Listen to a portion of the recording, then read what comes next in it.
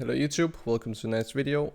This is an old video from the score Esports. I have seen it before, but I never did a reaction to it. And I feel like I could get some more insight than what they are mentioning in this video. But the video is basically why is Denmark so good at esports. So let's just jump into the video. Imagine a world where gaming is not just accepted, but encouraged. A world where taking time to focus on esports isn't a big deal. A world where the esports' biggest stars get national attention. Well, you don't have to imagine. That world exists, and not just in Korea. Denmark's esports programs and infrastructure have helped take a small Scandinavian country of only 5.7 million and turn it into a juggernaut. One that spent 2018 amassing some of esports' biggest accolades. For one, kills coming across as C9 picking up on the backline. Oh, look at Caps! He's I mean, we have Caps, Bjergsen, Wunder, Cole, entire Astralis team, it's his goal. We'll have to see when the Hibana goes through. One will cover the doorway as they start to defuse. Pengu goes for one on the Young. Can he go the second? They're often known as the best. Is this Rainbow Six Siege? I've never played that game. Until today, Penta are your world champions. The second invitational.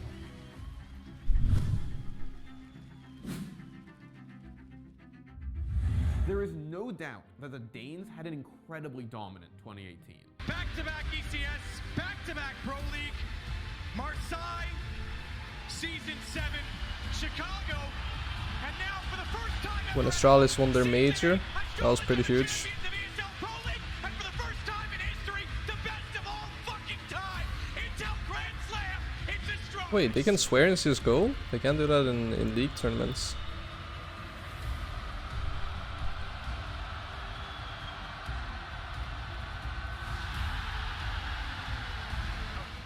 Fnatic made it to the League of Legends World Championship Grand. So just to give a little bit more information, so back in 2018 when Astralis won their first major, it was announced in Danish media. So all the news media was mentioning it, and then a few weeks or maybe even a few days after, most of the team came on national television to do an interview just explaining about like their history and just CSGO in general, for people who didn't know what it was at the time, especially like the older generation. And yeah, even the prime minister at the time acknowledged it, and they got a lot of like attention and tweets and whatnot from a lot of political members. Finals with two Danes on their roster. Fnatic are the kings of the West, and they will Ooh. represent in the Hey, world EU title. beating And NA the again. Danes-led OG Not a won the surprise. international. This is OG's moment. I would not have picked them as a favorite for a single series they played at TI. And that's not to mention all the other Danish players that did incredible things this past year. When it comes to European countries in esports, Denmark is consistently among the greatest. But why? To understand Danish dominance in esports, there's a few other things you have to understand first. First is the Danish school system. Unlike in North America, there is not as much risk associated with taking some time off school to try out something you're not so sure of. Education, for the most part, is free for Danish citizens, and post-secondary programs run for about 2 to 5 years. That means it's a lot easier to take some time off school to focus on esports. Basically in Denmark, let's say that you are doing your education, you still get paid to be educated. So when you go like high school or university, you get paid to do it. Where in the US, you have to pay a lot of money to go to like big universities and so on. And also in Denmark, you receive money if you don't have a job, mostly. It is kind of hard to explain, right? But we have such a good infrastructure, like you say, that it means you always have something to fall back on. While other European countries offer free post-secondary education, the Danes' attitude towards allowing people to pursue their passions could be what sets them apart. But still, I think, yeah, the culture is like, if you like something, you can really just play it a lot. This appears to be the source of Denmark's current success. So just to add a little bit to this as well, so you have like 9 years of elementary school, then you go to like high school, which we call gymnasium, which you have for, or most people will, where you have 3 years, and then after that, then you go to university, which can be between 2 to 6 years. So from elementary school to high school, some students, now this is not something that I did, but they can take a year off where they are going to after school, which is kind of like, I mean, the closest thing would be boarding school, but it's not even anything remotely close to that. Basically, you live at the school, and then you have some activities, you get like a bunch of networking, and you kind of become a little bit independent because you'll learn how to kind of live like away from like at least your parents and away from home. So you have to like clean your room and clean your clothes and stuff like that, and a decent amount of people do that. But that you have to pay for yourself if you want your child to go to that. Otherwise, you can go directly into gymnasium, which is what I did for 3 years. And then what a lot of people do after gymnasium or high school is that they take a gap year. Some even take 2, and some people even take 3 gap years. And I've known people that didn't take any gap year, which is a bit rare. Most people take 1 gap year. I did that personally myself. A few take 2 gap years, and then very few people take even 3 gap years before they even go to university. So in those gap years, a lot of people, myself included, basically just wanted to try out different things. So I ended up doing full-time streaming at the time, whereas someone else might want to try full-time within esports in this situation, try and get on like a team and commit for like a year or 2 even. And then if it fails, or if they don't want to do that anymore, they can go back to applying for university. And then once they get to university, then that's like the last part of the education. And then when it comes to being paid, yes, you get paid by the time that you're above 18, as long as you're studying. Doesn't matter if it's gymnasium or if it's university.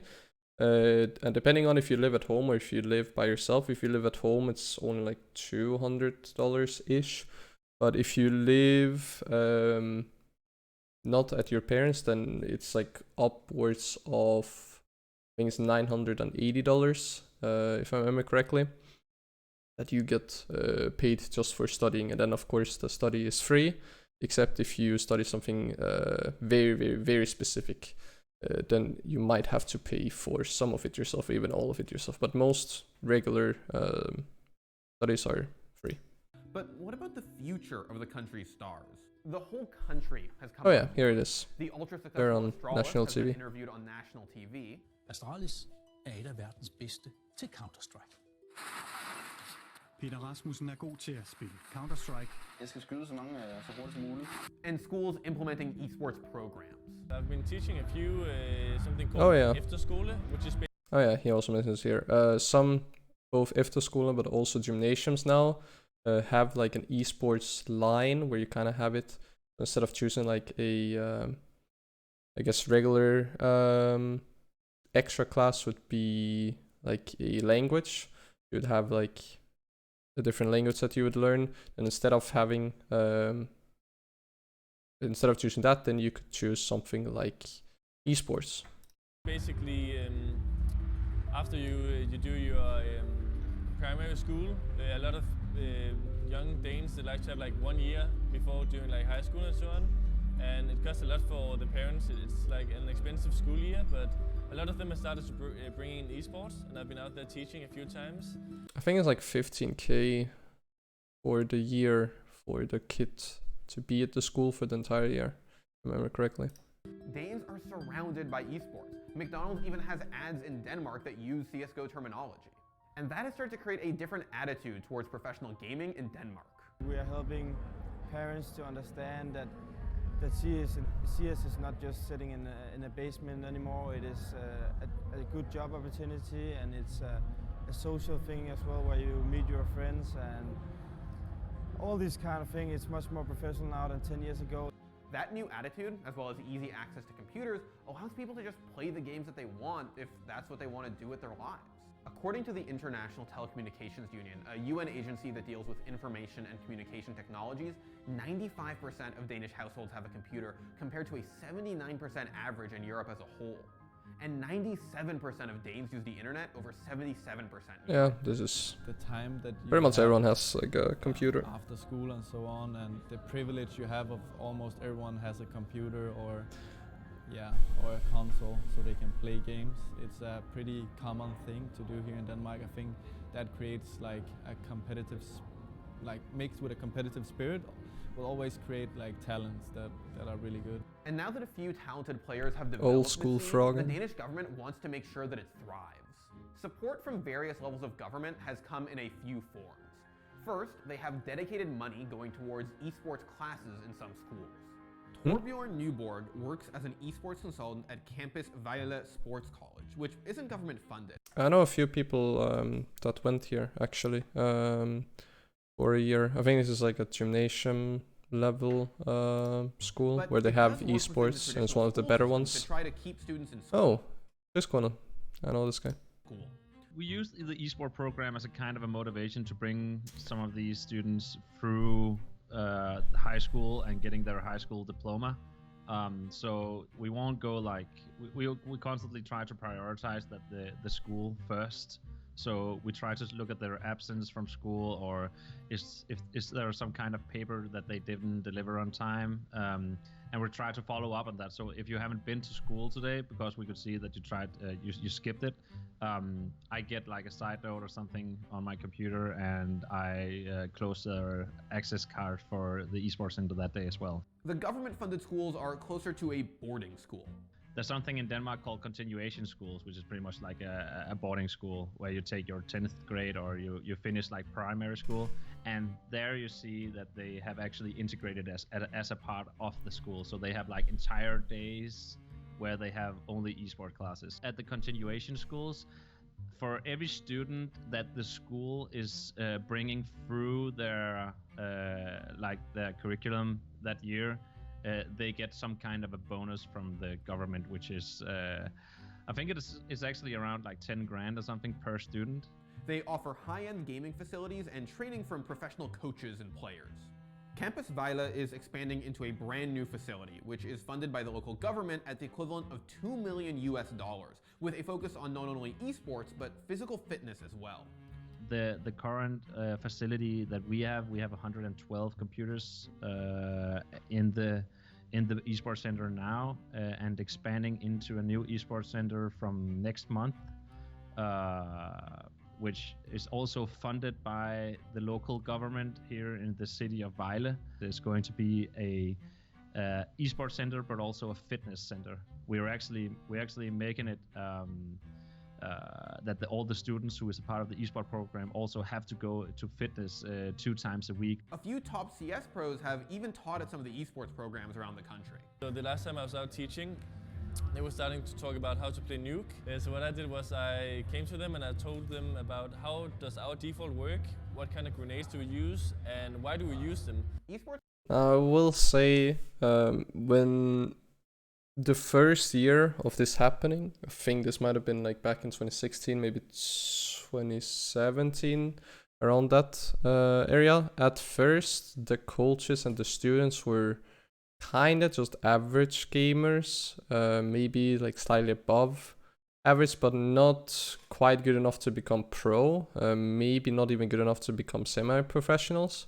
But then the second year of this being established, a lot more gaming students kind of applied for these studies in these schools, and then the overall level became much higher, and some of them actually played in like semi to actual professional leagues. And I know that recently Broxa also went to a school and kind of just did like he just talked basically, I don't know if he talked about his career or what it means to be like a pro player or a pro streamer now, but he did that recently. I think it was this year or last year. I saw him tweet about it. So still to this day, these things are happening on a month-to-month basis. And in fact, other schools around the world even offer them. But that's just one of the ways the Danish government shows support for esports. Lord Mayor of Copenhagen, Frank Jensen, invited Astralis to Copenhagen City Hall for a pancake breakfast not once, but twice. The tradition is reserved for prominent guests, a show of an achievement. Think the Super Bowl or Stanley Cup champions visiting the White House. Phil Kessel is a Stanley Cup champion. Hey. Danish Prime Minister Lars Løkke Rasmussen also gave the opening speech at Blast Pro Series Copenhagen this year. Your explaining days are over. because you are sportsmen. You are truly sportsmen, following your dreams. But why does the Danish government even care about esports? Well, to start off, Astralis has one of the best Counter-Strike rosters of all time, which has to have sparked government interest. Once it becomes a Danish company investing in Danish players to become the best team in the world, it suddenly explodes with sponsorships, with people looking up to Astralis. I think Astralis is the reason why we are so far ahead in Denmark now. While other national lineups have seen success in the past, the Danish government clearly feels that esports is part of their nation's future, and they want to strike while the iron is hot. The ministry is also showing some kind of interest because they can see that, okay, some of the students who wouldn't finish high school or who wouldn't go to the university has actually been motivated to finish up their school and to stay in school because of these esports programs. And this success has trickled down to the youth of Denmark. Look at Danish rising Rainbow Six star Pengu. Since I was 12, 13, my plan was to be an esports athlete. You know, I looked up to League of Legends specifically, Bjergsen from now currently TSM, Copenhagen Wolves back then. You know, I've been following the league scene ever since it came around, and I wanted what they had. You know, it stayed with 10 people, 50 people, whatever. It mattered so much to me. The CS team North was even co-founded by Nordisk Film, a major local film studio, and Superliga soccer team FC Copenhagen. I just think all in all, it's Astralis and obviously North. I think they share facilities with FC Copenhagen, like the team. Started. Right now, Denmark is one of the best countries in the world when it comes to esports. The same thing goes for FIFA. I think we expanded into FIFA as well. And both of Valve's CSGO majors in 2018. That's an impressive showing. As for the future, Astralis' parent company Refresh just completed a bid for an LEC spot, giving the region a permanent team in one of the biggest esports leagues in the world. Like any country that excels at a specific thing, it's all about infrastructure. Think Canada and hockey, the US and basketball, and maybe one day, Denmark and esports. So yeah, that was basically the video. Last thing I'll say is that my local gymnasium, I finished in 2018. Now I study at university. The gymnasium that I was at, I think the year after I finished, they actually had an esports line. And I have talked with them once since then because I was I solo curated at the time. I was a grandmaster in my year off from school, and then currently at my university there's no esports line, but a decent amount of the students there have played or do play games on a regular basis, so it's still like part of like the uni life, just indirectly rather than directly. But yeah, that was basically the video. Why is Denmark so good at esports? Really good video. I remember I really enjoyed it back then. It was made 3 years ago, but I just wanted to make a reaction video and add a few points because I never ended up doing that. So if you enjoyed, remember to like, and if there was anything in this video that didn't make sense, or if you've heard anything about the Danish either welfare system or why they're so good at esports or whatever, then you can leave them in the comment section down below, and then I'll respond to it. And I'll always subscribe so you don't miss out on future YouTube videos. And then I just want to say thank you for watching, and I hope to see you guys in my next YouTube video or in my next live stream on Twitch. See you guys.